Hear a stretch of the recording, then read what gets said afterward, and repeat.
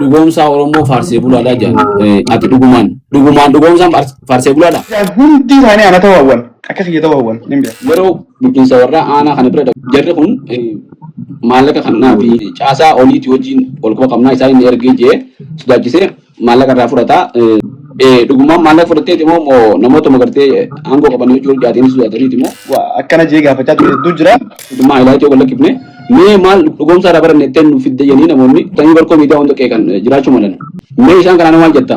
Kananis naan mala jedhama dhugaa dubbachuudhaaf. Asumaanuu gari kitaaba jedhamu dubbifte. Gaafa baafata laalu guyyaa kana achi kufee guyyaa kana achi ka'ee guyyaa kana achi cabee achi koflee achi taphadhee san jaawwan ta'e kanaaf hin dubbisiin. Nama sana jimbeetu. Dhugumaa warri diree dhawaa callaasi gaddiiseetti immoo. Viidiyoon si gaafadde viidiyoo maaliif waraabdeedha? Rabbiinis ni arga akka harkuuf innis rabbiinis viidiyoo itti keessa ni arga. Viidiyoo kana bira kalaaluufi. Sirriitti ni ilaala malee akkamitti ilaala? Jattotaan matuma isaatiif dhaabu kitaaba kana waan siin jee jira odeeffannoo hedduu qabu. Odeeffannoon kun dhugamu soba. Seenaa dubartii waa'ee dubartiin dubbise malee waa'ee dubartiin beeku yoo dhiirti dubara taate dubara jechuudha baay'eeti. Ati tiyastana osoo waa'ee dubartiin beekne waa'ee dubartii bariisuu qayti. Sabarak dubbannee kitaabni influensi godhee dubartiin utubaa samii ta'uu si himee kitaaba kam? Kitaaba hin gaabbu jiru qofa. Maaliif? Kitaabota 236 ol dubbiseen listi godhee dhugaadhaan ati shanii dhiiftee moo 8? San qabu fa'a.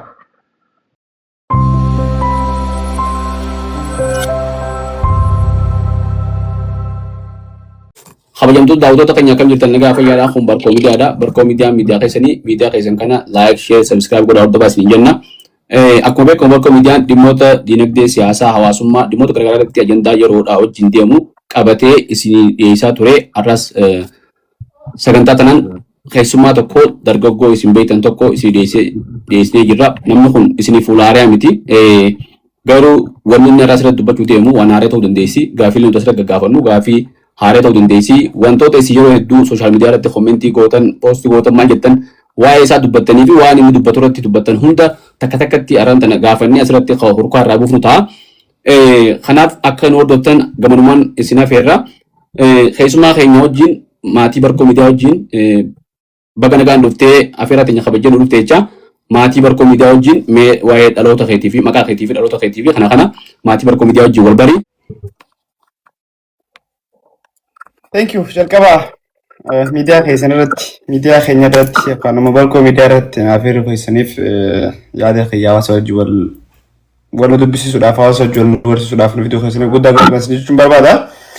Maqaan kiyya dhugoomsaadha. Tarii namoota miidiyaa gubbaatti dhugoomsaan maqaa miidiyaa irratti baafatee maatti fakkaachuu tureef maqaan kiyya exactly isuma dhugaatii abbuma kiyyannaa baasee dhugoomsaa Abdii Muktaar Ahmad Ali. Haga Oromootti gaazexni galchuu hin danda'a. Nagaa Adamitti galchuu hin danda'a. So dhaloonni kiyya baha Oromiyaatti. Baha Oromiyaa keessaa godina Harargee bahaa aanaa Goormuuxii bulchiinsa magaalaa Daaddoo keessatti hin dhaladhe. Kanan jiraadhu amma magaalaa Finfinneeti jechuudha. Amma gosoota gaarii maqaan kee dhugoomsaadha moo roobsaadha maqaan kee? Dhugoomsaa maqaa hin jallisinaa. Adaraa. Dhugoomsaa roobsaadha moo roobsani maqaan yoo tana maqaan roobsan jedhamu waan si kana na fakkaatti kana keessa dhugoomsuma jennee asii yaamnu yoo dhugaa dhugoomsaa ta'e jechuudha. Roobni akkan irraan dhageenye tarii amma dheenyaaf fakkeenyaaf dheenya kana gaafa soosii dhufe rusuutiin ture ammallee sootuman jira. Roobni turre gaafa magaalaa Riyaad seenu roobni nama hojii magaalaa Riyaad. Exactly kana fakkaatu iddoo hedduu keessa yeroo deemu roobni na jala deemaa ture tarii sana dhaabbatanii roobsan jechuu malu. Waan suudii eegalee booda waan gootee fi eenyu kas geessee fi kanatti deebina dootarra ammaaf dhugoomsaa inni siyaamaa waan ta'uun dabarra. Dhaloonni kee aanaa Goormuutti na fakkaata. Guddina keetillee ni cimu. Yeroo dhattee guddatetti hawaasa keessatti dhugoomsaan nama kam turte gaafa ijoollee mucaa gallakkeeffamaadha moo ijoollee nagayaa takka moo nama kamii hawaasa keessatti? Dhugaa dubbachuu fi dhugoomsaan guddinni isaa hawaasa keessatti tarii dhiyeenyatti hiriyoota kiyya muraasa tokko Ameerikaa Daaddoo geessan ture hawaasa keessatti maqaa akkamii akkan qabu hawaasni biyya guutuun ilaalcha akkamii akkanaa qabu guddinni hawaasa wajjin qabu hawaasummaa gaariin qaba daa'imummaa kiyyatti keessattuu barumsa diinii irratti waan alam xiyyeeffachuu tureef hawaasa keessatti ijoolles barsiisan ture. Kana wal qabsiisanii hawaasa kiyya biraa maqaa gaariin qaba tarii gaafa yeroo argamte immoo bal'inaan harkitan ta'a. Hawaasa keessatti daa'ima xiqqaa manguddoo jalatti mataa qabatee guddootuun ture. Daaddoo keessatti lafarratti feemasa moo daaddoo keessatti ati nama beekamaadha. Daaddoo jechuun ganda keessa na fakkaata. Ganda dhaloota.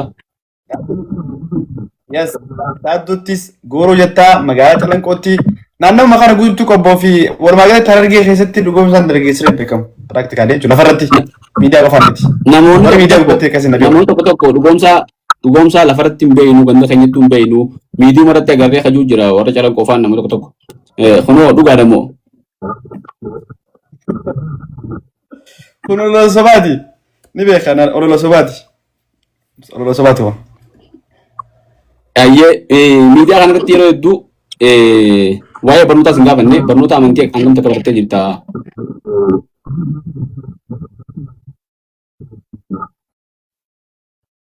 Waa'ee barnoota amantii kiyyaa dhugaa dubbachuuf kanaan dura kaaseen beeku.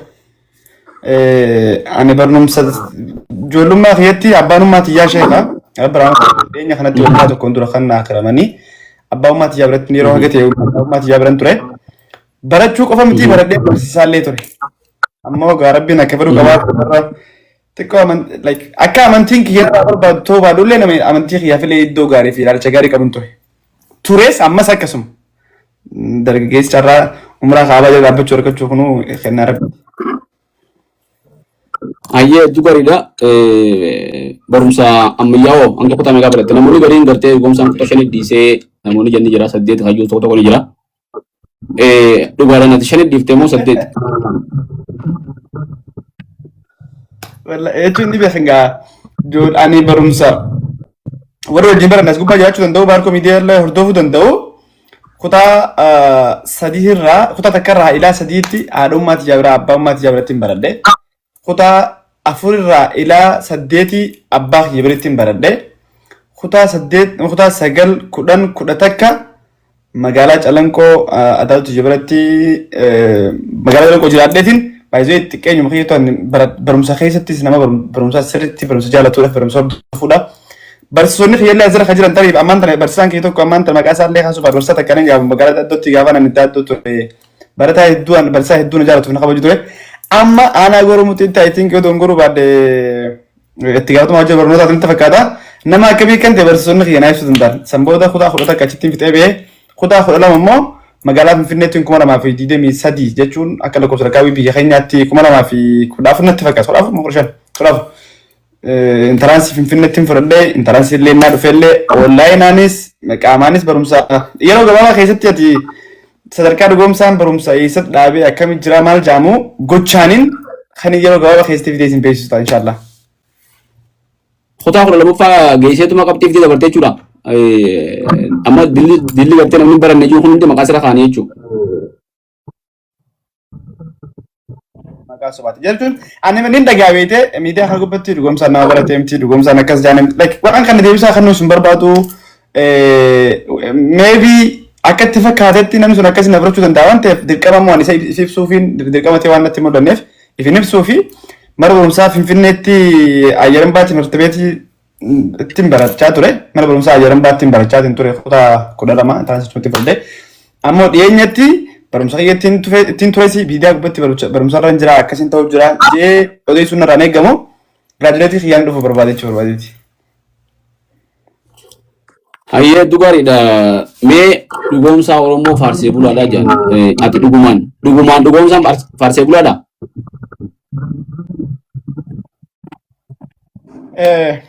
Maybe akkatti namni hubatutti biyya ofii faarsuun hoggansa ofii faarsuun mootummaa isaa faarsuun waan biyya isaa faarsanii hojiilee gaarii biyya isaa keessatti hojjetaman faarsuun faarsee bulaa nama yoo hubate ani faarsee bulaan qofti natti xiqqaata wanti faarsee bulaa olii jiraatee irratti yoo dabalan aronkee fudhachuuf illee qophii jechuudha waanti.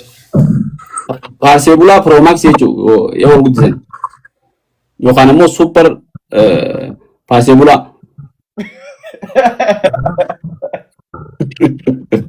Ni dandeessan ni danda'am. Bara dabre saa kana shawwaalii durana fakkaata shawwaalii dura magaalaa Harar dheeyitee turte na fakkaata. Yeroo sanitti guyyaa takka kana guyyaa isin dheeyitan Muhyiddin Abdullahi gaazexeessaa Muhyiddin Abdullahi ni beekta. Waa maxxansee ture sooshaal miidiyaa irratti afeeramnee dhufnee hoggaa isin jettanii dubbattan afeerraa malee dhuftan akka waan jiru na fakkaata. Kommentii godhuu barreessuu waan barreessee waan san hordofee Muhyiddin hidhame. Gaafa san akka waan dhugoomsaatu Muhyiddin Abdullahi hiisisee jaameeti wanni sun kaa ture. Muhyiddin isifte moo isifneeti?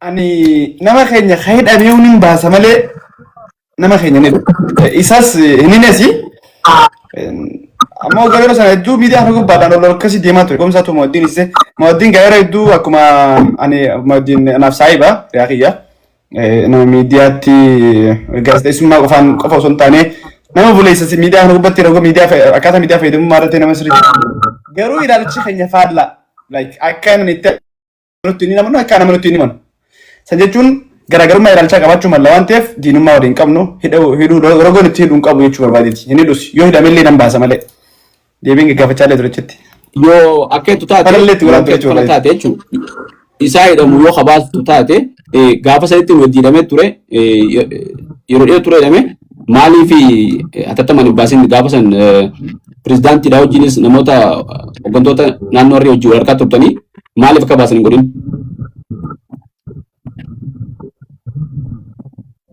Of course, taraa godhaan ture garuu yeroo sanatti fakkeenyaaf shawwaalidii ture sagantaa sanarratti dhugaa dubbachuuf mootii yeroo sana akka qoosaatti yoo amma qabatamaa lafa jiru dubbanne mootiin shawwaalidii beeksisuu keessatti qooda leencaa qaba. Garuu yeroo isaan eegganne keessatti qoosaa hin taane qoosu ture anillee itti namanu amma yeroo san hidhamuun isaa shawwaalidiidhaan qoosuun isaa sun gaariin ture.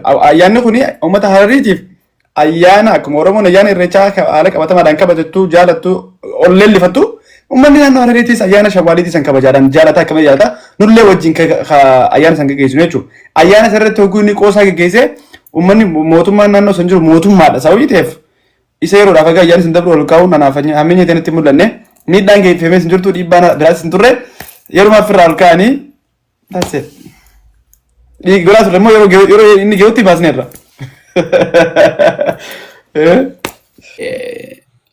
Komentii irratti ani illee tuwitee gaafa sanii Muhyiddin wajjin saahiba taatanii gaafa inni beekamu bakka baatechaa turte akka beekaa ol kaa'ame hunda osoo beektu sagalee ta'uu fi diddee gaafa sagalee taanuuf illee nullee qeeqaa turte gaafa sanii Muhyiddin wajjin saahiba fakkaachaa diinni Muhyiddin hojjetan tokkosii jechuudha yoo akkas taate. Toba like amma eenyu mana daatti illee deebi'ee kan gaafachaa ture isa gaafachuu dandeessa. Inni illee dubbate bar miidiyaa irratti illee guyyaan Harar dhaqus qunnameen ture.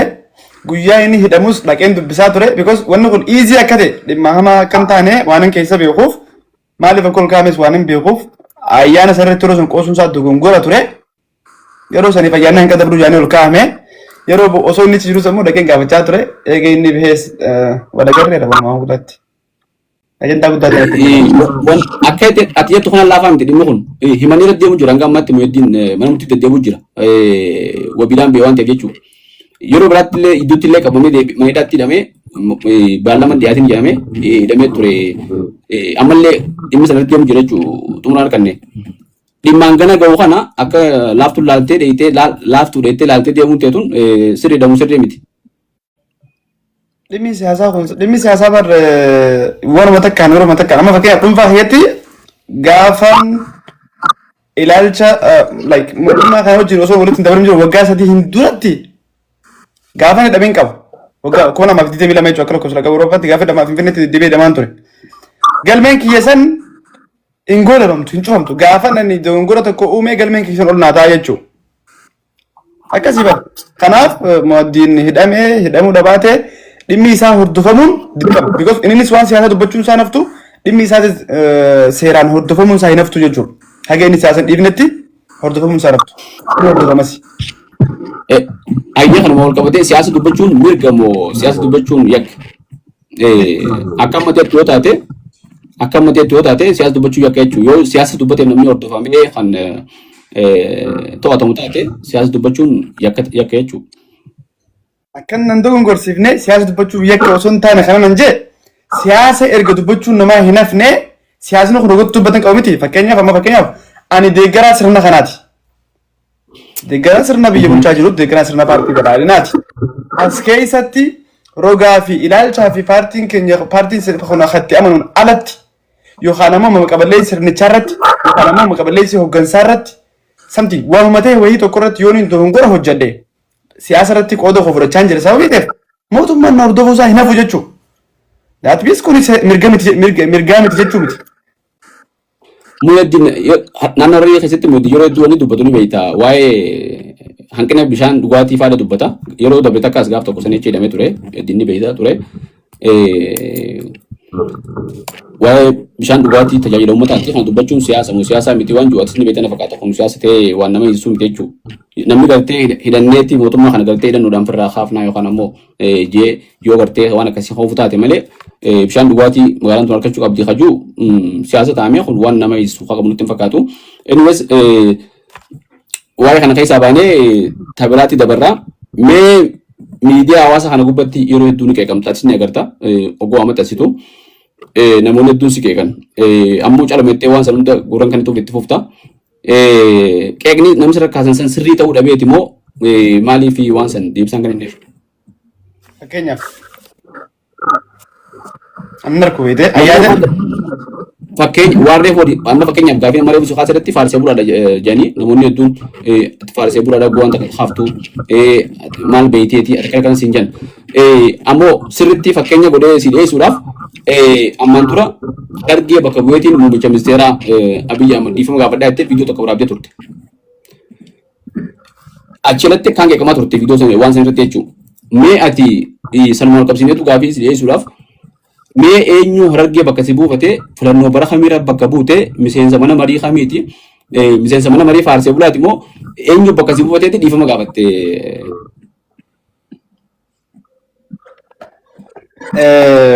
Uummanni seenuma addunyaa kamii keessatti uummanni ati naa qabsaa'ii jee ati naa dubbadhu jee uummata tokko bakka buufate jiru. Abbaan hubatee uummata isaatiif dhaabbatu wanni kun uummata kiyya fayyaddi jee amane waan uummata isaa fayyadu san nama wajjin marii osoo hin goone ifii isaati wajjin mari'atee fi fakkaatu akka isaati wajjin yookaan ammoo warra waan san hubannaa qaban jee amanu wajjin marii godhee waan uummata isaatiif fayyadu uummata isaatiif bu'aa buusu uummata isaatiif egeree uummata isaatiif fakkeenyummaa gaarii yookaan ammoo bu'aa gaarii qabu jeetti amanu nama hojjeta jechuudha. Seenaadhuma qabsaa'ota addila addunyaati kun. Kanaaf anis waan addaan goone yeroon uummata kiyya bakka bu'een jiru sanii maybe yeroo sanatti akka nama itti hojjechuun almost waggaa lama keenya irratti natti fakkaatee dongoroo baadhee kuma nama 25 xumura isaati kuma nama 25 seennasaa jechuudha. Ara 26 xumuraatti deemaa jirra.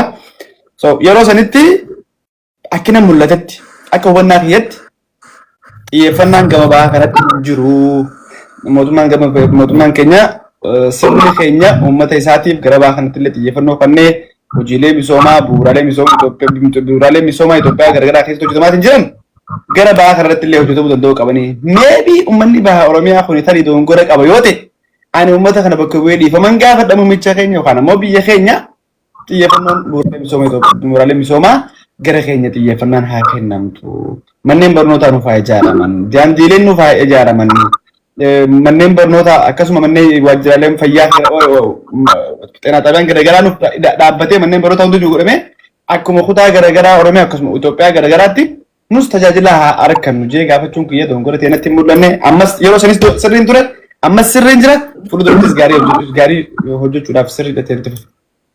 Hayyee waa'ee bakka bu'ummaa akkana ta'e bakka bu'ummaallee qabaachuu baattu kun ammoo waa'ee qabsootii miti yeroo san gaafatte qabsoon itti fakkaatu bu'uuraalee misoomaa mootummaa tokkorraa uummanni argachuun mirga uummataati. Mirga uummataa kun ammoo mootummaadhaaf namni gibira kafala. Egaa gibira kafaleef nageenya isaanii eeguu bu'uuraalee misoomaa isa dalaguudhaan mootummaan dirqama qaba. Wanni faayidaan biraa mootummaan jirtu wanni inni si dalagu. Kana dirqama isaa mootummaan bahuudhaaf miseensota mana marii caffee Oromiyaatii fi mana marii bakka bu'oota uummataa keessaa qaba uummanni kun nama filatee filachuulee haa baatu akka filannoo wal dhawaadhaa maal sun dhimma biraati. Ammoo namoonni yeroo saniif paarlaamaa keessaa fi caffee keessa jiran ni jiran.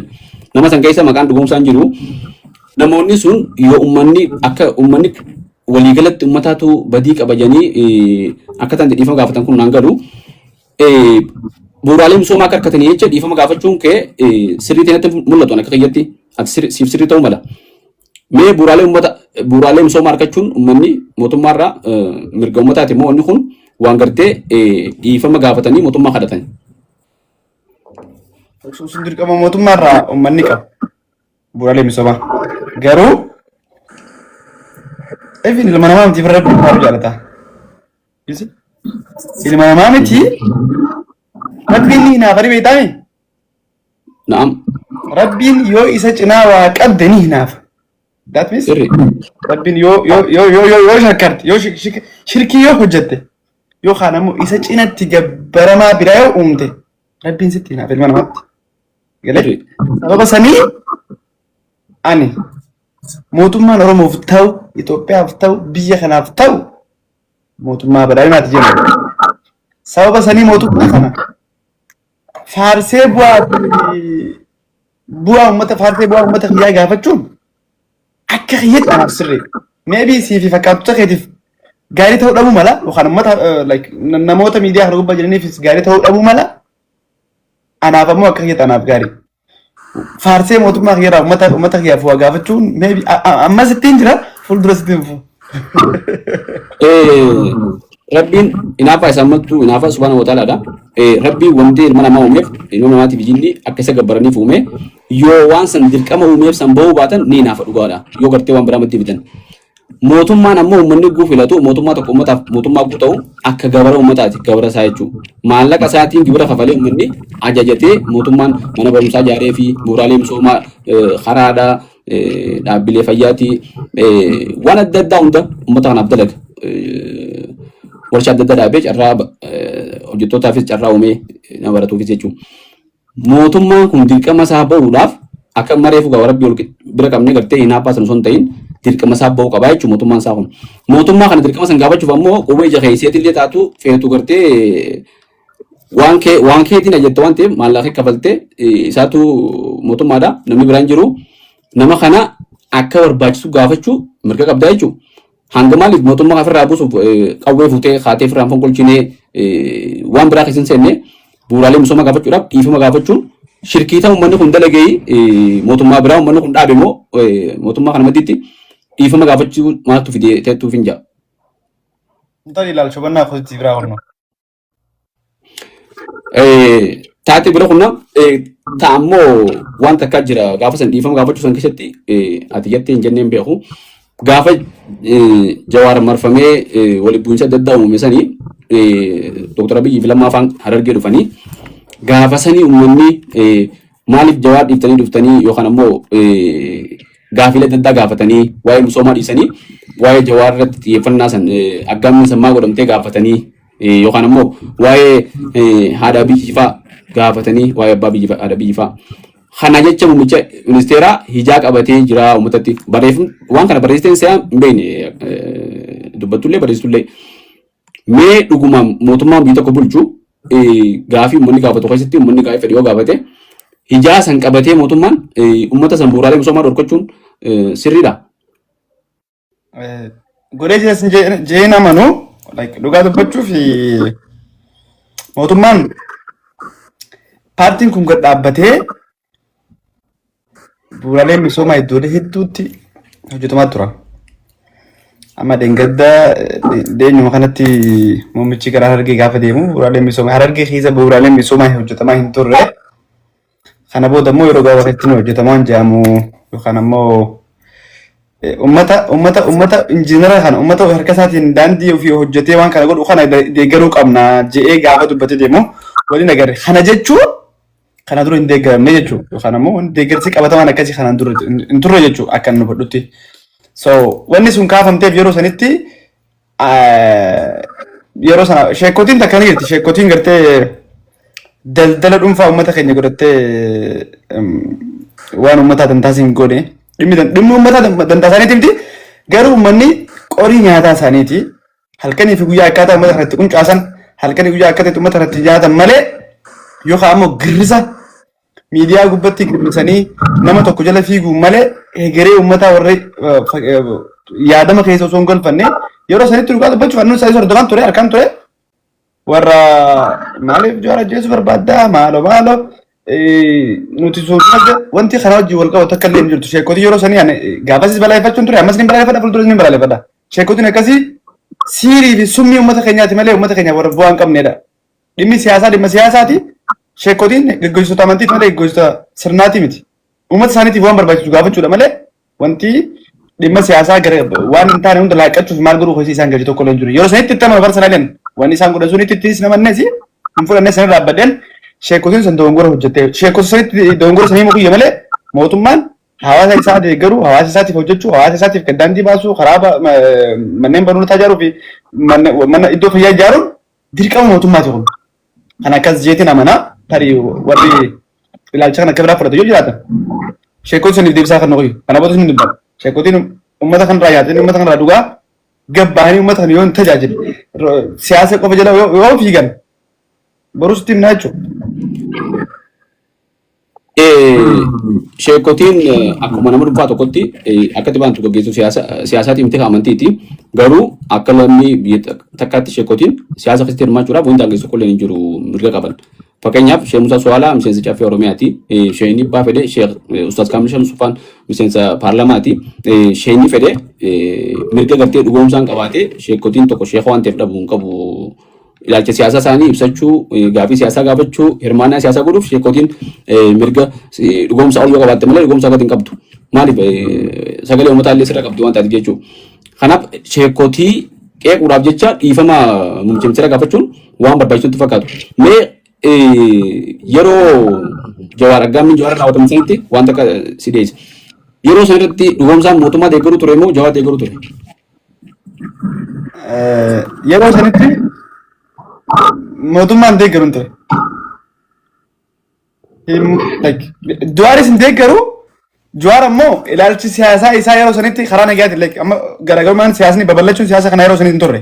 Akkanatti siyaasni addaan fagaachuun jara kanaa yeroo akkasitti hin turre mootummaa hammeeffachuun turre Jawaar jechuun nama paartii siyaasaa keessatti turre yeroo Jawaar fa'aa hojii qabaachuu ture sanis paartii keessa hin turre. Paartii keessa hin turre meebii ni beektaati. Paartii gaafa inviteeshiniin paartii irraa godhame illee paartii kaafaa osoo hin fudhanne. Ittis hin amanu. Garuu ilaalcha paartiin kaafaa yeroo san karaa nagaatti geggeessu turte ja'amu sanii kan yeroo san bubbee qilleensa ta'e harkisan. Qilleensi sun tarii yeroo sanitti miira dargaggummaa yaadin na sobeet ture. Boodarri ta'u baddeeffaa.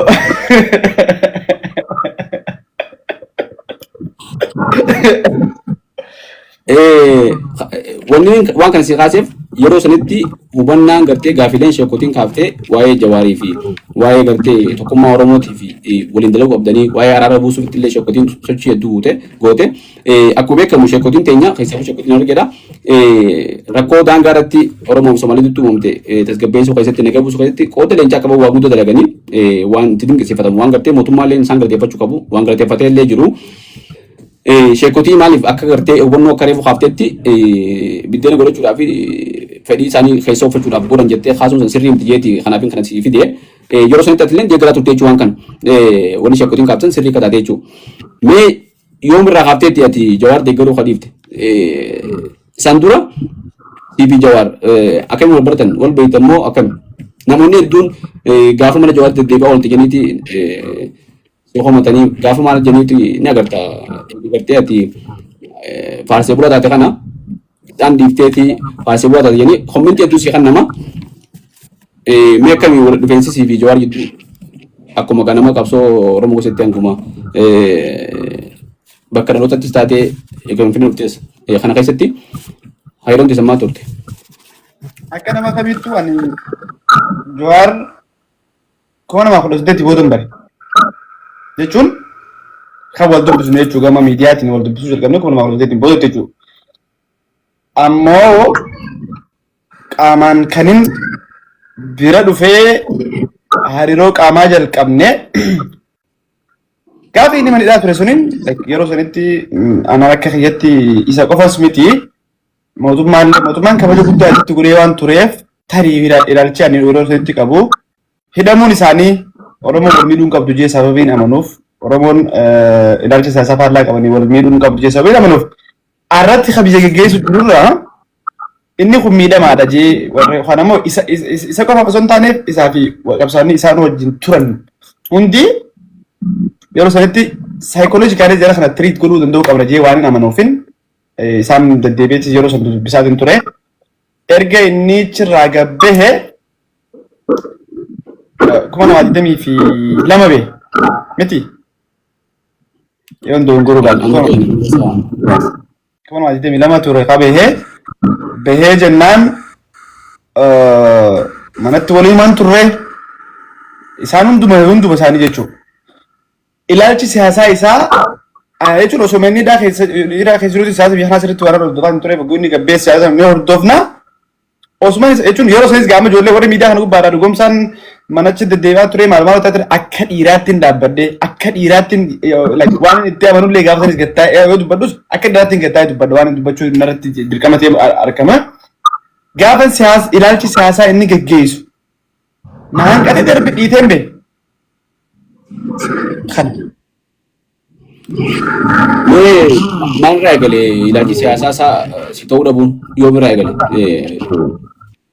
Keessattuu gaafa gabbahu mootummaan waraana san hidhaa turuun kiyya gaarii ture jedhe. Hidhaa turuun kiyya gaarii ture jedhe. Nus gaarii ta'uu isaanii beekna bara. Mootummaan kabajatti godhee bara. Kasilaa bineensi nafxanyaadhaa isa nyaatee karaarratti isa nyaatu mootummaan kabajatti godhee ture kaa'e. Gaafa gabbahu inumaa afaan biraatiin mootummaa galateeffateeti hidhamuu isaatti gammachuu akka qabuu fi maal akka jedhu I think miidiyaa aartii warri tokko irratti miti kanii fi intarvii tokko kan ture yeroo jalqaba gaafa gabbahu ahaduu dhamuu maal ture miidiyaa tokko xiqqoo ijoollee Hamzaa Faa keessa jiran kan Iyyaas Fedhi kan miidiyaa sanii OMN irratti gaafa jalqaba isa raafannu biyyata waliini atoobisiin qilee seenaa jirti nus keessa jirra yoo itti dhiifne qilee seenaa waliin baasnaa jee atoobisiin inni kaayes biyya guddatee biyya sun qilee seenaa jirtu kaay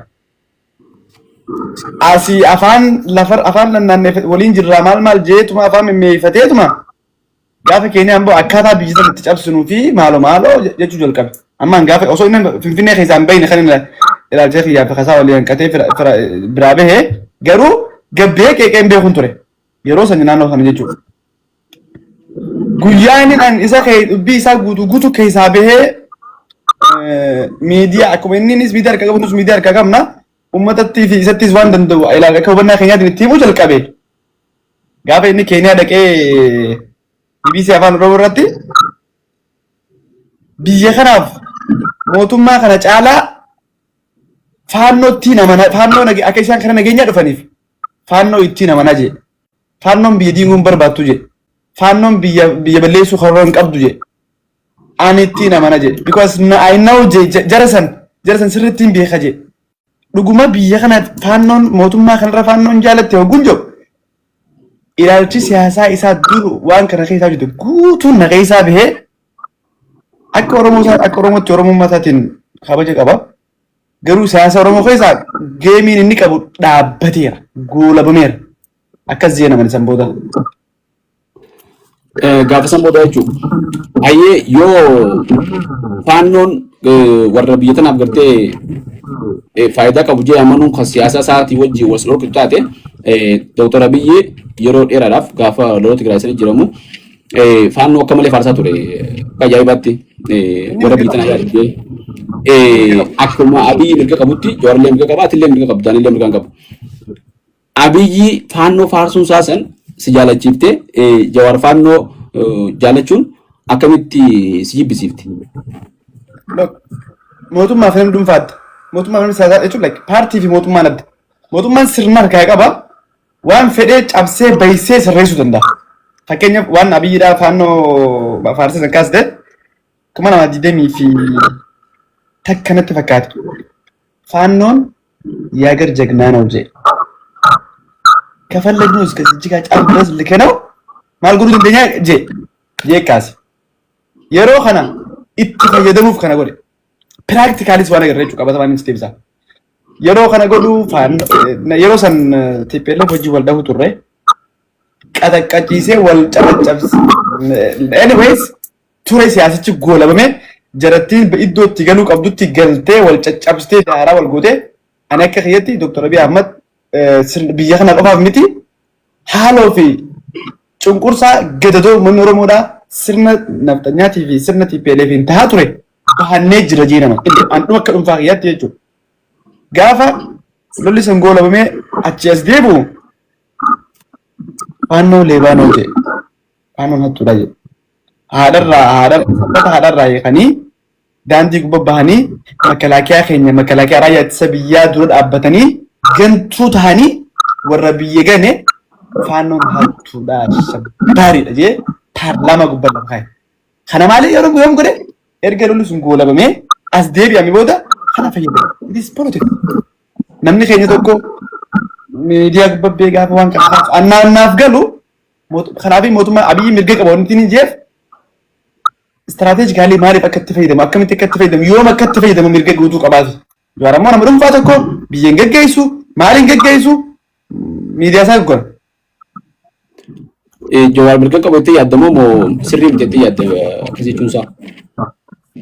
Sirriis miti mirgas hin qabu jechuu mirga qaba hojii irra oolchuu garuu sirrii miti. Ayyee haa ta'u faannoon eenyuun hidhachiifamte itti yaaddatti. Akka ati amma jettetti Abiyyi faannoo faarsaa waan tureef hidhannoo ilaajijjigallee ofuu dandeenye waan jeef Abiyyiitu hidhachisee jechuudha. Faannoo Abiyyiitu hidhachisettee ni amantaa? Hin amanu. Maaliif? Ammaan tana isaa hidhachisettee amma hidhachifne jechuun akkamitti taati? No. Ilaajijjiga khayr Abiyyi ilaajijjiga khayr gufaannoo maal taqanneeti? Bishaan fuudhanii jijjiga deemanii immoo harawaacha fuudhaniiti immoo ilaajjiga khayr gu yoo hidhachiifne akkamitti arguu danda'a? Warri ijoollee akkuma poolisiin yeroo san bara poolisiin Oromiyaatis ergamaa turte bara. Faannoo jechuun bara naannoo Amaaraatiif akkuma poolisii Oromiyaa tana bara yookaan ammoo akkasii miti.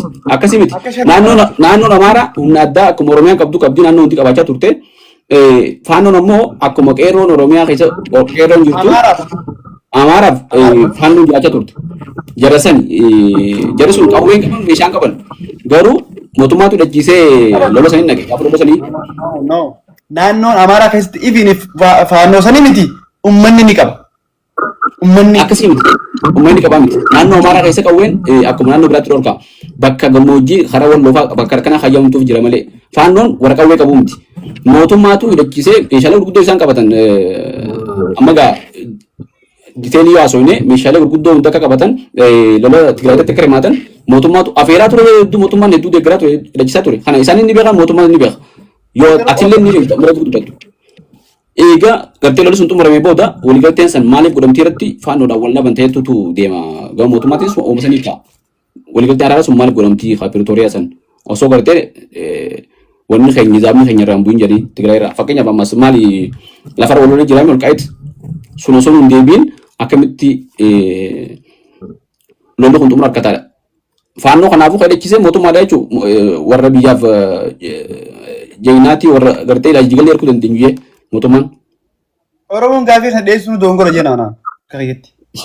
Faannoo mootummaatu hidhachiisee Oromoon gaafii kana dhiyeessuun dogongora jenna. Gaafii mi bara kun deebisaadha. Jechuun deebisa atuu kan taanaa miti atuu kan maaliif jalqaba irratti Abiyyi faannoo akka faarsaa ture atummaan dubbattee lolli sun eega xumuramee booda immoo akka arrabsuu eegalee himtee akkana jechuun biyya tanatti aangoo Abiyyi nama qabu jira moo faannoo hidhachiisee nama Abiyyi aangoo qabu jira hidhachiisee faannoo boodarraa faannoo ani itti beekuu dandeessa. Soo qabatamaadhaan kanaafis si gaafadhe maaliif godhee miti godhuu isaa godhee jira jechuudha hidhachiisuu amanu wani guddaan. Anyways, that's it. Bira dabarra dhiyeenya kana Saudi Arabia jirta umraallee goote umraa tana mootummaa si arge moo akkamitti dhayitame?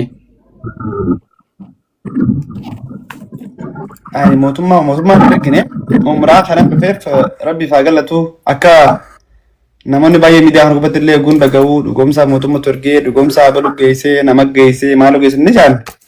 Now ani mootummas deeggarsa umraa dhaquuf mootummas gaashuun hin gaafanne nama dhuunfaa tokkollee deeggarsa umraan dhaquu barbaada jees hin gaafanne waan baafachuu qabu waan na barbaachisu guutumaa guututti dhuunfaa kiyyatti hin guuttadhee kiisha kiyyaan inumaa iddoo kabajaa kana dhaabbachuudhaaf rabbi bakka kabajaa kana dhaabbachuudhaaf rabbi kadhachuudhaaf dhaabbachuudhaaf anaan akka nama nutti kanaan turas baay'isawee dhagayaan tures yeroo namni umraa kootu maaloo ta'ii jaaman ture laal tokko tokko doofuun ture iddoo kana gaafa dhagu humna kiyyaan hin dhagajin kanaan gaammaatti hin deemini har'a immoo kiisha kiyyaan invest godhee hin deeme eenyullee gabbee na dubbachuu nan du'aa kiyyaa kiisha kiyya invest godheen dhaqee kaabaa qabadhee deebi'e.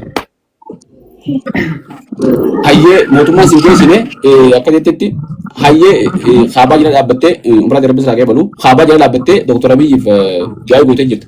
Du'aayii tana Dr. Abiyyi akkasii dhaga'uuf immoo moo faarsii bultoonni biraa akkasii dhaga'uuf immoo moo rabbiin akkasii dhaga'uuf goote. Yoo gartee tarabbii taate viidiyoodhaan waraabuun maaliif barbaachise? Waalamaaf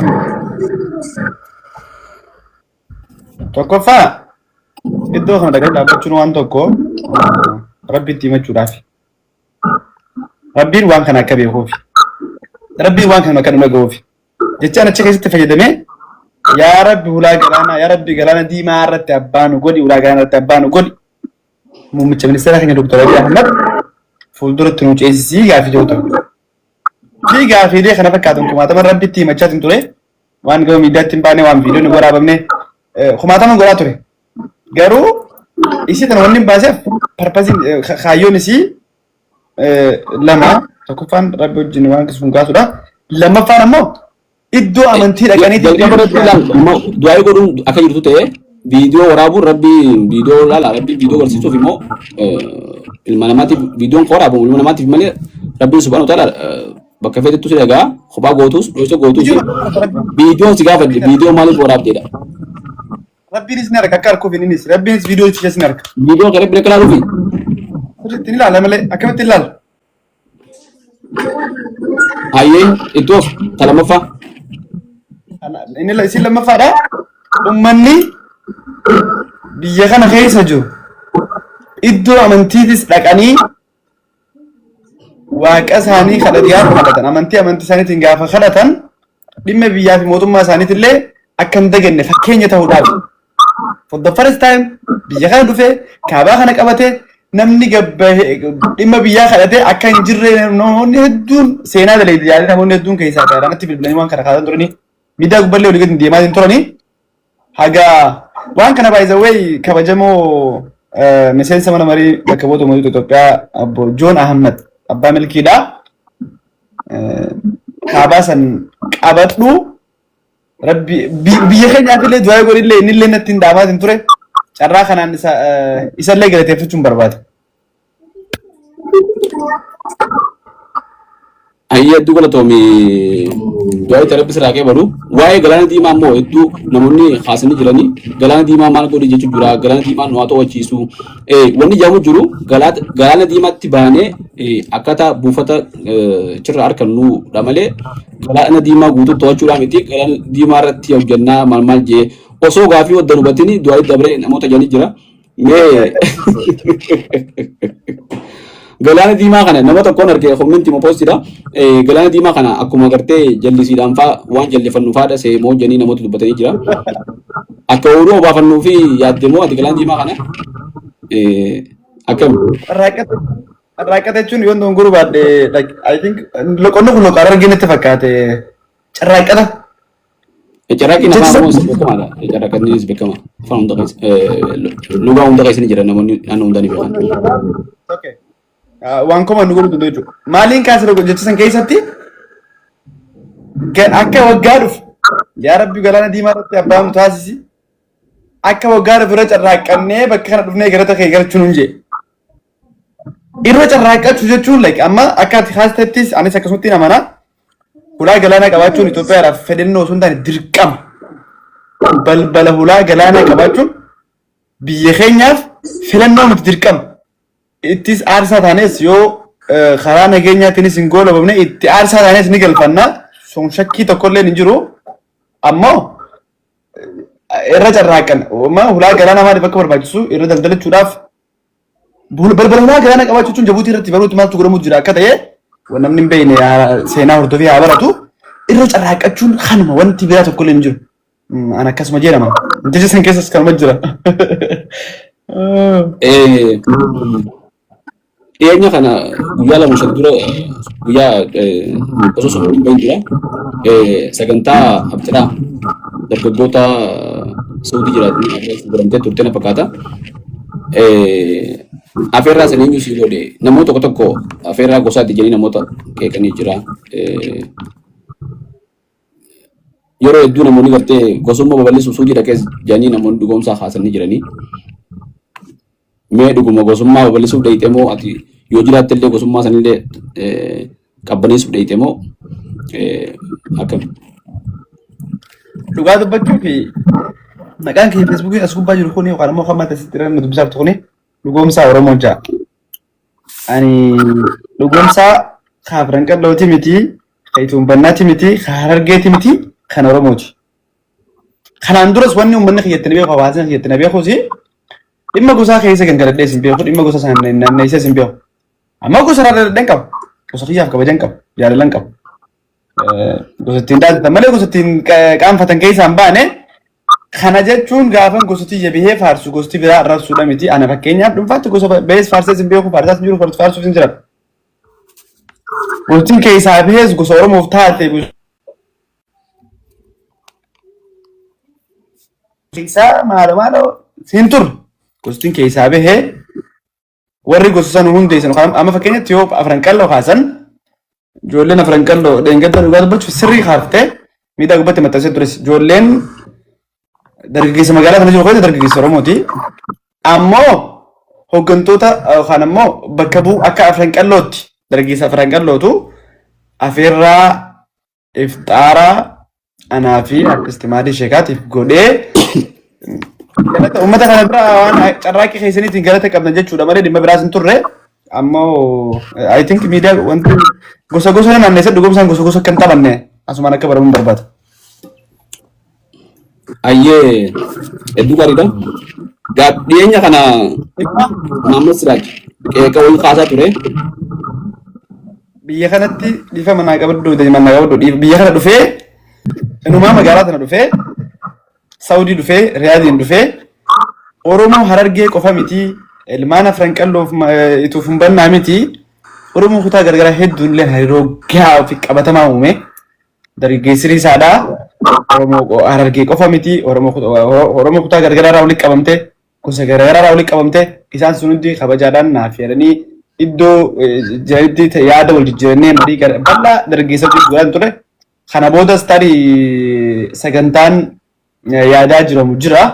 Xiqqoo haalli qilleensaa jiru amma kan jiru sagantaa uummata waliin baaftee inuma hawaasa wajjin illee marii akkan godhu faala nama mijeessuuf yaadaa turanii xiqqoo immoo haalli nageenyaa biyya tana jiru xiqqoo ulfaataa waan ta'eef tiraay godhaa jiru yoo milkaa'e hawaasa bal'aatu jiru waliin bahee marii bal'aa godhuu ni danda'a.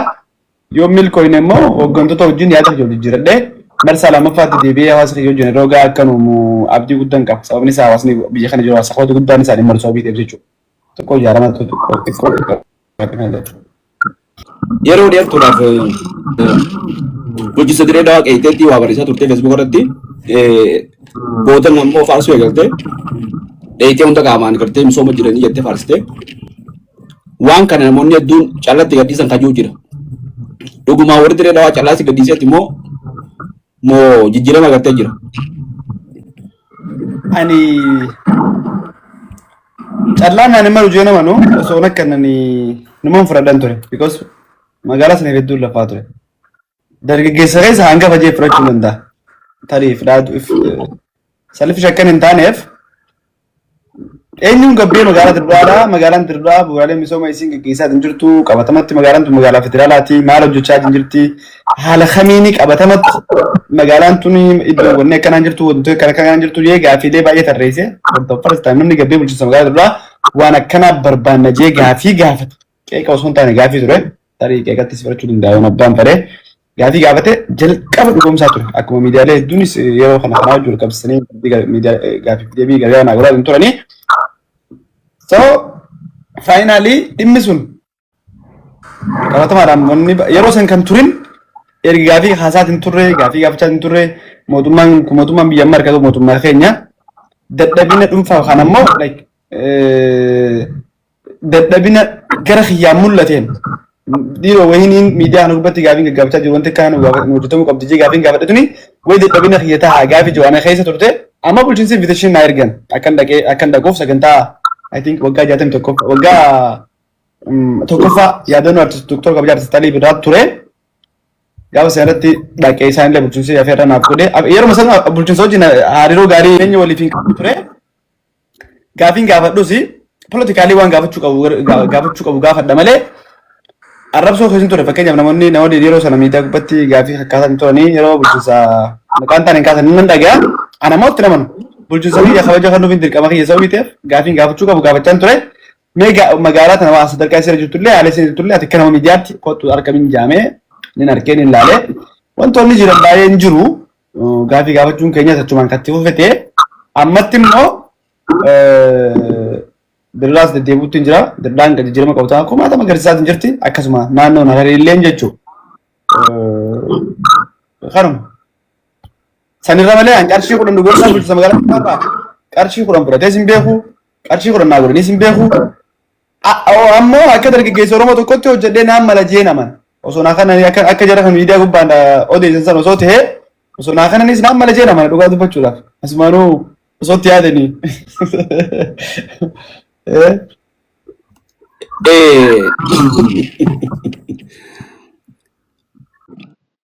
qabatamaan gaafa san yeroo isaa fayyadamu wantoonni harkan amma dhiyeenya kana guddaa itti dubbattu guutumaan guutuu jijjiiramee jireetteeti immoo hajuu gaafii kiyya namoonni gaafa san si wajjin qeeqaa turan maqaa dha'uudhaaf murtii guutuu afaan qeeqaa turan na fakkaata.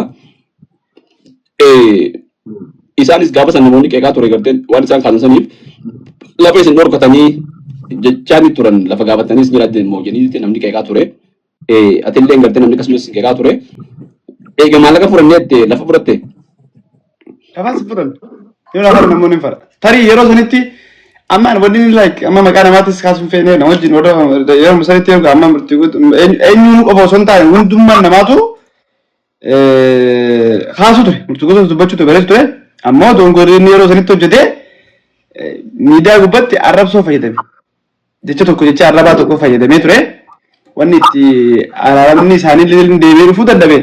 Jecha arrabaa yoo san fayyadamanitti fakkaata akka dhuunfaa hayyaatti. Mana immoo waan dubbachuu qabu keessatti ammallee wanni akka dhaamsaatti dhaamu nama ijoollee ta'e nama miidiyaa gubbaa jirtu dhaamu ilaalcha siyaasaa feetan qabaadhaa akka feetanitti amanaa garuu jecha kabaja walirraa fuudhu akka walitti hin darban bulchiinsa keessattuu bulchiinsa keessan kabajaa keessattuu lafa sin akka inni yaadde yoo kana namoonni naan malasi. Jireenya ammaan tana sirriitti itti yaadde gaammoo wantoonni itti haasaa turte sen. Itoophiyaan guutumaa guutuun waan barbaaddu guutuun guutan kana jechuun danda'u. Dirqama miti Finfinneetis waa hedduu jira. Guutuun jechuun hin jirtu. Ganaa piroojeektiilee hojjetamuu qaban jalqabdee jirtidha. Itti fufti kana boodas. Nus miidiyaa harkaa qaban itti fayyadamnee hojii jiran ni jajjabeessan ni baasan asii isaanis hojjechuu qaban jee nama. Hedduu bareeda. Dhiyeenya kana Maamud Siraaj viidiyoo wayii hoggaasa'u haayilaayitumaan argee namoota akka dhugoomsa Oromoo jaamanii guutoo waa'ee Hamzaafaas kaasee dubbatu namoonni kunis namoota akkasii jee dubbate viidiyoo san yoo laaltee yookaan laaluu baattee mee waan sirriitti deebisaan qabdu maali wanni inni kaasisuun maali? Eenyu Maamud Siraaj? Gaazexeessaa Maamud Siraaj. Maamud Siraaj hin beektu?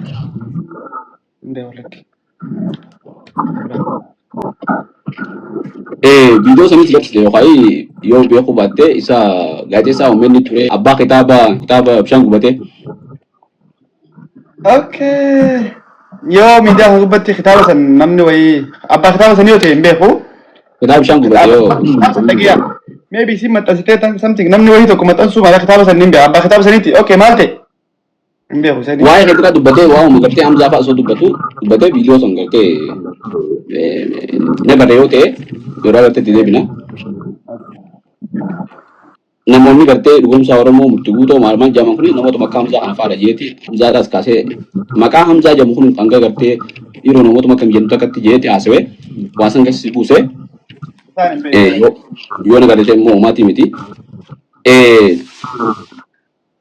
Mee sagantaa teenya gama xumuraatti deemna. Dhugoomsaan nama amalaanis waa hundaanuu nama akkamii mee amalaan namni nama akkamii namni ni jaallatoo nama akkamii? Jaalala kam? Jaalala biratti deebina jaalaluma uummata namummaa tana. Okay. Dhugoomsaan xiqqoo ni nirrifadha. Xiqqoo amala kiyyatti. Hedduun nama kabaja, hedduun nama jaaladha, hedduun nama dhiyaadha, hedduun yoo abbaan karaa gaarii na dhufe opiniidhaan. Yeroo dogongora tokko arge ammoo achumattiin cufa dubbisa. Kabaja hedduu namni amma kabii adama irraan tana wal barre yoo ta'e adama dhalate yaadatiif irraa kabajni gaafa yoo irraa wal barre akka itti dhuftu suni akka na simatu yoo ta'e akka na simachuu danda'u yoo ta'e waan ilaalcha gaarii yoo qabaatte simachuu kan qophii hedduu reediidha. Jarjarree tarii kun ariifannaan sun taasifaas ta'uu mala akkuman dafee accept godhu dafee dhugaatii godhuu hin danda'a. Dandeettii akkasii nan qaba. Yoo ilaalcha gaarii na dhufte accept godhu yoo dongora qabattee ilaalcha gaarii sana accept godhee dongora fudhatte harkee loogaatu godhuufis hedduun qophii amala akkasii nan qaba. Hedduun ammoo nama kabaja. Hayyee hedduu gaariidha. Mee jaalala eegataan dubbatteefu jaalala irratti dhugoomsaan jaalala ni qaba. Jaalala hin qabu hin geenye hammatu. Umriin hin geenye jechuun. Hayyee ammaan dura kitaaba barreessitee ni beektaa? Yes. Kitaaba maal barreessite? Kitaaba lama barreessee jira. Hayyee. Tokko na dhaabsanii turan yeroon isaa xiqqoon geenye yaame miidhaa hubbatti yeroo deemaa ture kitaaba fuula hanga biraa ittiin jiru kan waa'ee seenaa sooressi yaada tajaajilatti barreessan ture.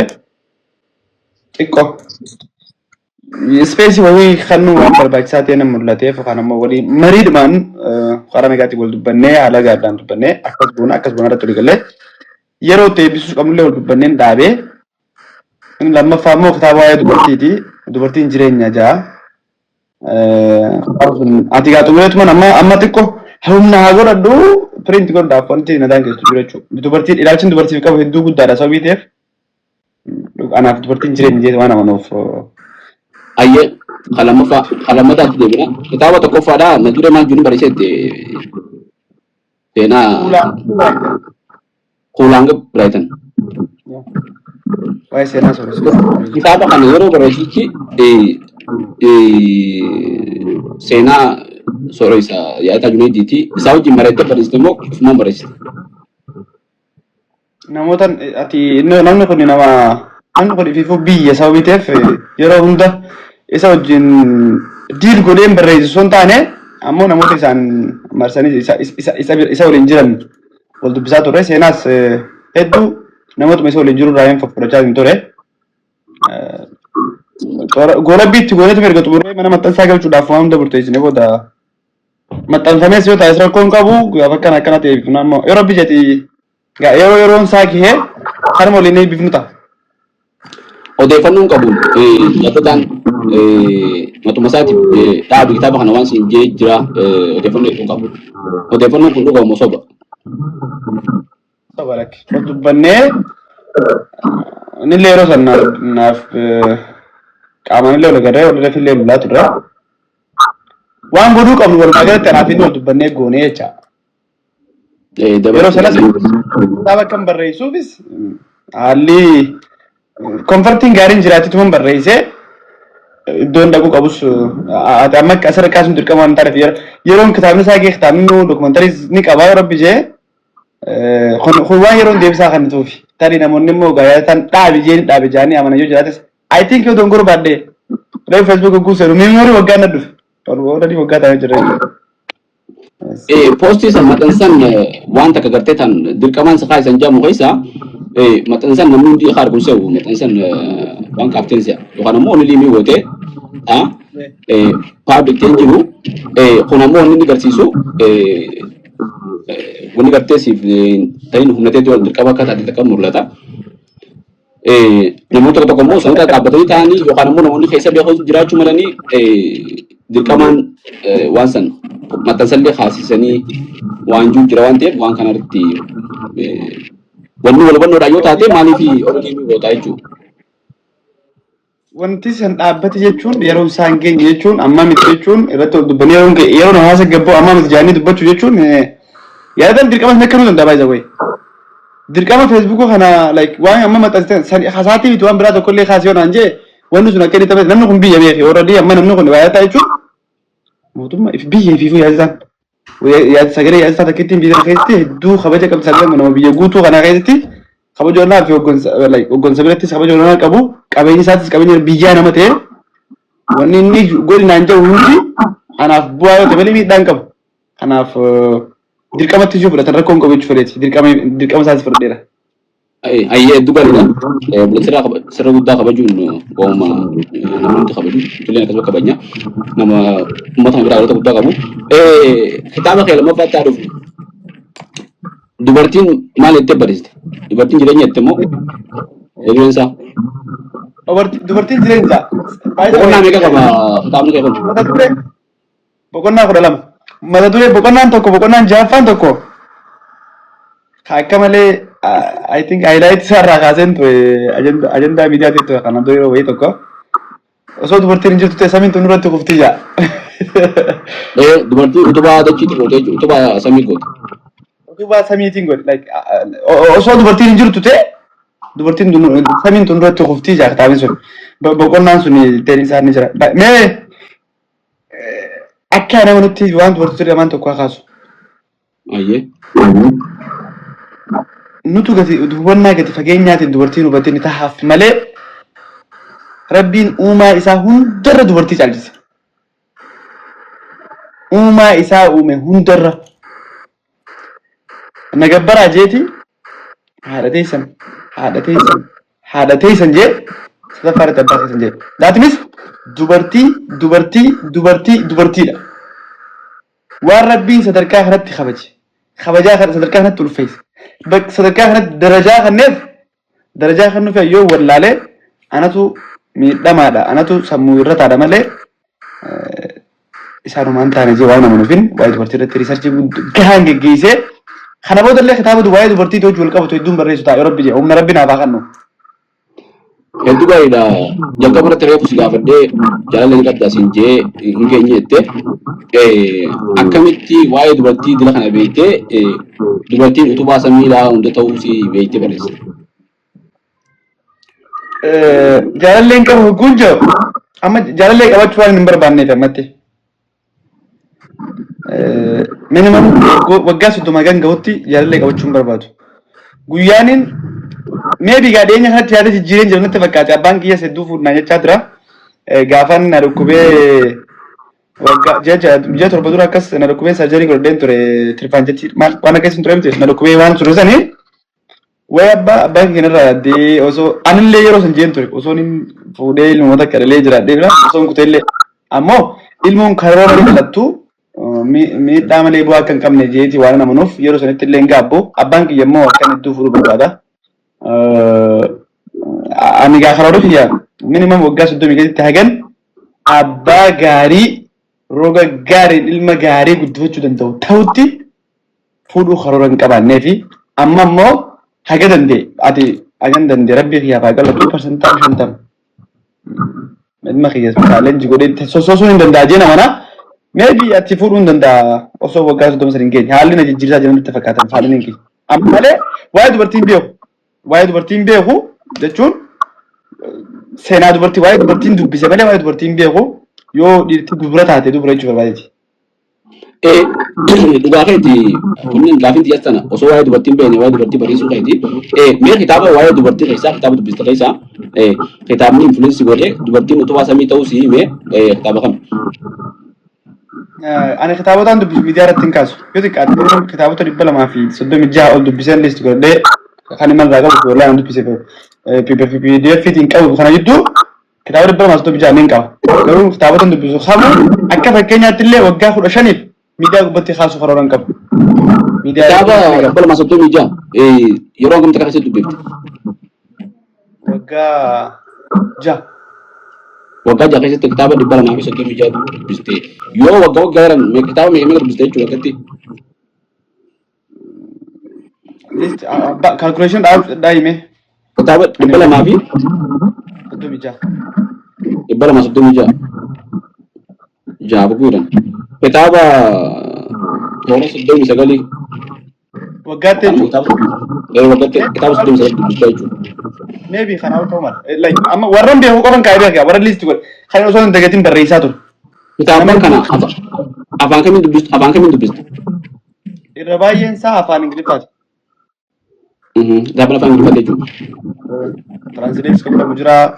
Amma gaazexaa teknooloojiin kan jijjiirame kanatti cimes walumaa galatti ammas ittiin yeroo duras jireenya kiyyaa keessatti iddoo gaarii fi guddaa kan qabu kitaaba.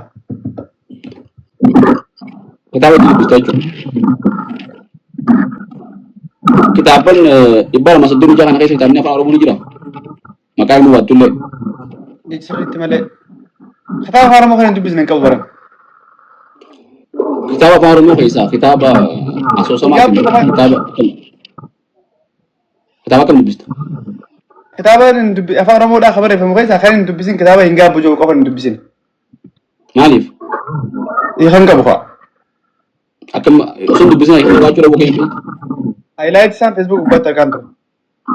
Kitaaba highlight jedhamu murteessuun akka bitteetti nama dubbisu yoo taate namni kitaaba dubbisu kitaaba afara isaa ilaaltanii murteessinaa jira warra dubbisu yoo taate.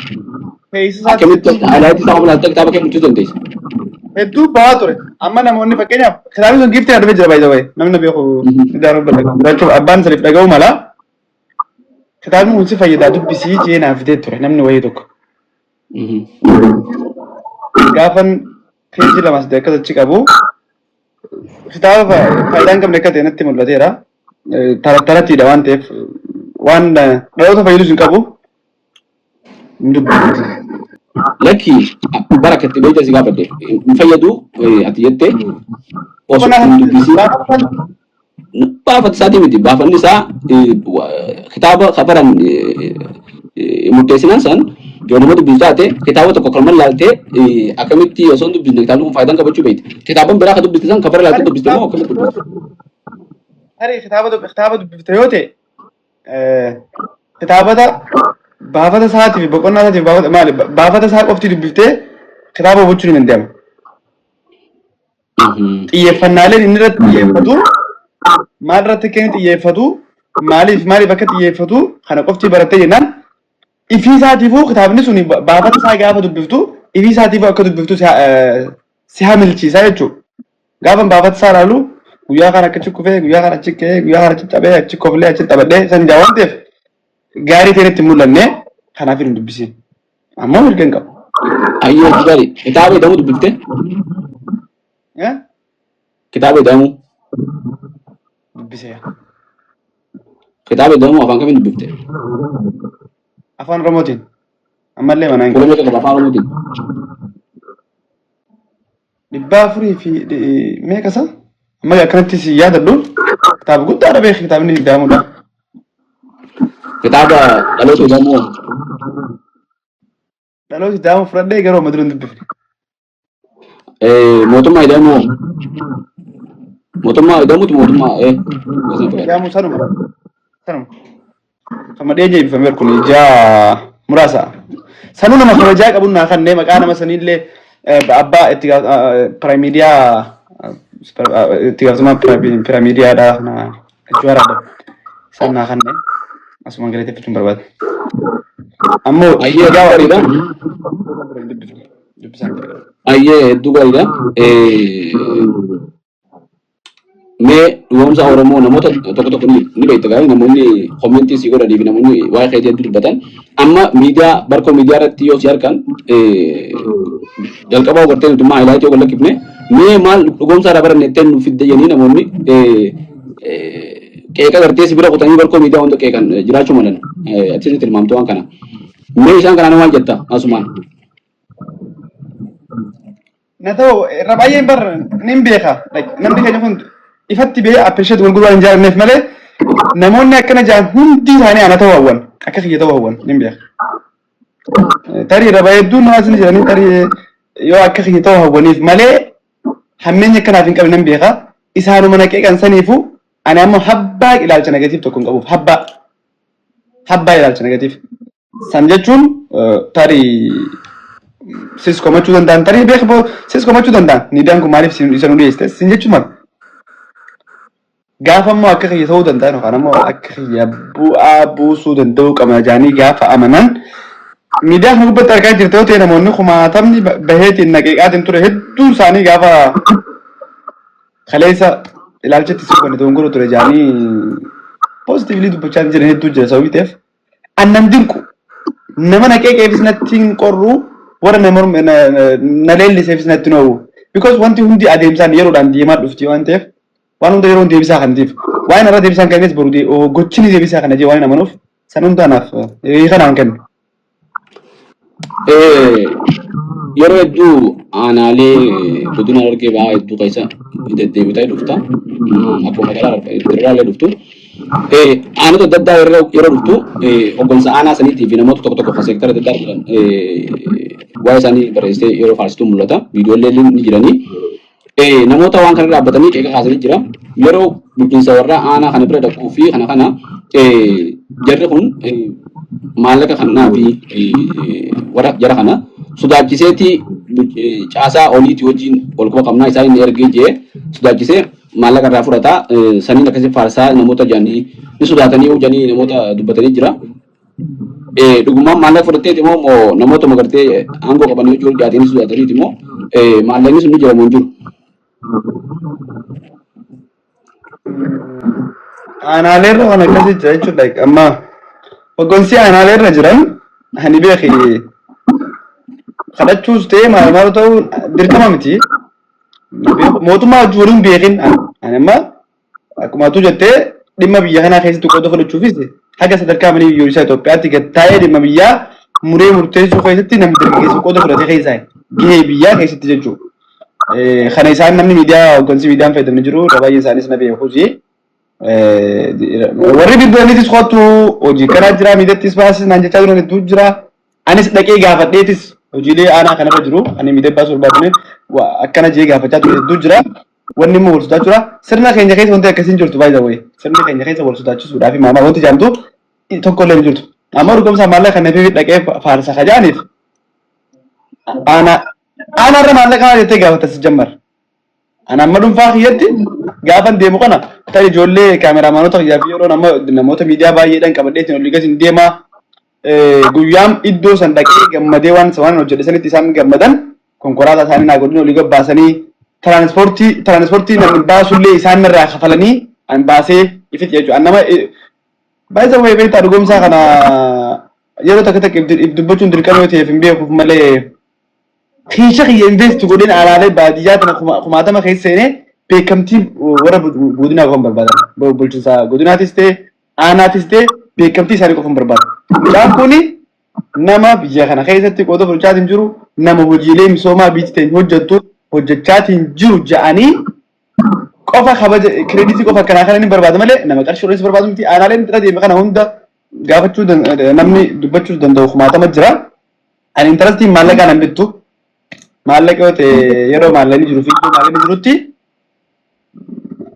waan maqaa keenya nuus goone wanni fayyadamuu dandeenyu kumaatama ture yeroo saniyyuu maqaa keenya hin gurgurre amma osoo isaan irraa fudhadhee ittiin gammada malee gaabbiin qabu. Gara ammoo aanaaleen deemee hojjechaa ture sun hundi kan hojjechuuf taa'u hundi yoo isaan dhugumsaa waan akkana si mala jaanii naaf kannan ammoo fudhachuuf qophiidha jechuudha qabeenya keenya. Ayya dugareedha mee gama xumuraatti deemna. Fuulduratti dhugumsa Oromoo irraa maal eenyame fakkeenyaaf biyya kana keessatti amma barumsaas ittiin jira jettee gaheen dhugumsa namni tokko dhiyootan Alex Taayyer fakkaata Facebook irratti kuufata barkeedhu ammaan dura dhugumsaan kun blog irratti turellee jee dubbata nama gartee Yoo fedhii qabaatte dargaggootattis dabalaa dargaggoota biraanittis dabalaa naan jee waan bareessaa akka jira. Gaheen ta'e maali? Dhugumaan dabaluu dandeessa moo fuuldura oomishee wanti ta'uu barbaaddu maali? Gahee amma qabduu fi fuuldura wanti ta'uu barbaaddu. An fuulduratti daldalaa cimaan ta'uu barbaada. Barumsa kiyya akkuma jirutti ta'ee miidiyaa fayyadamu kana wal qabsiisee miidiyaa kiyyattis fayyadamee biyya kiyya sappoorti godhaa daldala guddaan ta'uu barbaada. Takka lama jennee jalqabna xumura isaatis ni geenya. Dhugumsaadha wanti eegamu keessattuu waan amma mucaa Alexis haasate sanii wajjin wal qabatee dhugaa isaati. Ani baay'ee wayi Facebook jira ammas osoon seentanii ilaaltanii namni dhuunfaa tokko bilookteena jala jiru. Namni dhuunfaa tokko nama bilook hin godhu. Abbaan itti amane yaada isaatti amane guutuu ibsachuu danda'a. Warri naqee isaan dheeratu komantiin barreessine godhu warra ummaatiyyaa fi abbaa kiyya tuqan qofan keessa deebiin qabnee fi yoo barreessas dileetiin godha.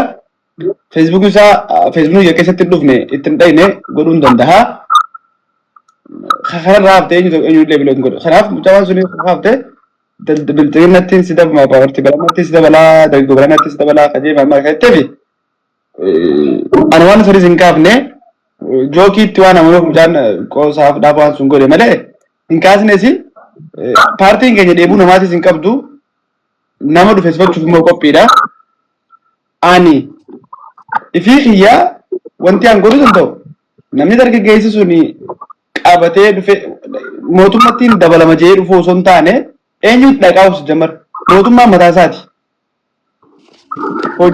Mootummaa dabalamuun isaa hojiilee isarraa eegamtu biyya isaa jaalachuu mootummaa isaa jaalachuu waan hojjechuu qabu miidiyaatti keessattuu asiras miidiyuma miti miidiyaadhaa waan godhuu qabu haa godhu malee qaamni dhufanii itti dabalaman hin jiru. Tarii mootummaan gaafa sagantaa qabu afeeruu danda'a. Yoo durgoo barbaade durgoo sagantaa sanitti jiraate durgoo isaa kafalamuuf danda'a hasan raabtuu duraan jiru. Hedduu gaariidha. Gama xumuraatti deemna. Mee maatii barkoo miidiyaa namoota barkoo miidiyaa hangammaa sabskiraayib godhanii daawwatanii fi kanneen gartee daawwachuutu hin jirreef akkuma Oromoottis ta'ee akka nama afaan Oromoo kanaan keessatti miidiyaa hojjechuutti waa'ee miidiyaadha barbaachisummaa miidiyaatti wal qabsiisee wanni ati hubattee maaltu jira sochii barkoo miidiyaa hangammaa goonee akkamiin ilaalta waan jirutti yaada kennu qabdi. Ni yaadadha guyyaa tokko jalqabuma miidiyaa irraa kaasu waan keetitti deebi'a. Miidiyaa fi aartiin meeshaa wal waraansaa addunyaan ittiin dhaqabin istiil naaf jechuudha. Miidiyaa fi aartiin hadaraa waan gara kan daganne Oromoo. Akkaataa itti fayyadamaa qofti irratti xiyyeeffannoo guddaa kennu malee keessattuu namni miidiyaadhaa miidiyaa isaa guddisuudhaaf maal jechuudhaaf garas bahuudhaaf bahuun isaa namni keenya seexaanallee tahee miidiyaa haa banatu sappoortii godha. Seexaanallee tahee miidiyaa haa banatu. Ani akka kiyyatti nama keenya miidiyaa banatanii miidiyaa irratti sagantaalee geggeessan maal kajaalu maati dhiyeenyatti yeroo almost waggaan taane keessatti akkanatti chaalenjii godhuun kee dhuguma nama dinqisiifatamuu qabu. Ammoo biyya baqaatiin jira jettee baqadheen jira jettee qofti afaaniin dhadheeradhoo itti acheessi fuudhuu dandeenya. Miidiyaa kee si cinaa dhaabbachuudhaaf yeroo humna qophiidhees jechuu barbaadetti. Sappoortii godhaa, laayik godhaa, sabskiraayib godhaa, shar godhaa. Kana anis nan godhaa. Akkasitti. Warri badhaadhinaa sabskiraayib godhuu danda'amu. Isaaniif dhaamidha. Ni danda'a. Maaliif jennaan haga ati waan hin taane hojjennetti maybe ilaalcha faallaa keenyaallee yoo gaggeessite biddoon kee yeroo ati wanni miidhaa qabu suni inumaa guyyaan ati waan itti amantee baatee waan hojii sirna kanaa hojii biyya kanaa hojjettu hojjetamaa hin jiru sirriitti sappoortii godhu dhufanni dhufa waan ta'eef osoo gootee jechuudha. Ati waan namaan gootu dhiisnes ni beekta. Kanaaf jawaaddos jechuu barbaadetti. Ayyee hedduu galatoomii dhumarratti carraan sakannuu barbaada. Affeeramtee barkoo miidiyaa wajjin turtii hojjetaatu galatoomii dhumarratti dhaamsa waan dabalataa waan ittiin dabalatee yoo qabaatte dhaammadduuti si gaggeessina. Dhugaa dubbachuu fi ani dhaamsi haaraan qabu jiru naaf eeruu keessaniif yaada kiyya namoota isin bira jiru akka wajjin akka share wal godhuuf gara keessan naaf jiru keessaniif guddaa galatoomaadha. Dhumarratti waan hin dhaammadhu nama keenyaan keessattuu dargaggeessi responsibility biyyaan dura jiraachuu hin daganne. Keessattuu dargaggeessi Oromoodha. Biyya kanatti abbaan biraan jiru. Itoophiyaan abbaa biraan qabdu. Dubbii mandaraa amma dhiyeenya kana miidiyaa kana gubbatti Finfinneen Oromootii maaloo asoo bubuutuu kaadana keessa baha. Oromoon Itoophiyaa harkaa qabdi. Afrikaatti ce'aa jirti malee dubbii mandara keessaa xixiqqoo tana nyaanee dubbii Finfinnee kuma namaa godhatu goolamee bira kunne keessattuu dargaggeessi I think naangalu paartiileen takka gaafa waan Finfinnee irrallee jaatamoota keessatti deebianii waan kana uummata jaatamoota keessatti deebisaniiti waan kana godhuu barbaadan natti hin fakkaatu. Warri bakki hundi barreeffamni nuti sadarkaa Itoophiyaa tarkaanfamee jira sababiitiif waa'ee ganda keessaa xixiqqoo tana bira adda barruun jechuu barbaada dargaggeessi keenya biyya jaaladhaa biyya teessan boonaa biyya keessan dhaadadhaa mootummaa keessan dhaadadhaa kanan jechuu barbaada galata barbaada. Dhugoomsa Oromoo hedduu galatoomii turtiin taasisee baay'ee si galateeffannaa. Fuulduratti immoo dhimmoota garaagaraatiin qabannee asii affeerree waliin dhiyeessinu ta'a. Hedduu galatoomii kabajamtoota daawwattoota keenyaa turtiin dhugoomsa Oromoo wajjin dhimmoota garaagaraa irratti qeeqa irra ka'uu fi homii fi waan hundaa wajjin taasifne kana miidiyaa keenya kana Barkoo miidiyaa chaanala isaa yuutuubaa sabiskiraayib godhaadhaa laayik sheer godhaadhaa viidiyoo kanas daawwadhaa waliifis godhaadhaa wal biraan gaasiin jenna hedduu galatoomaa.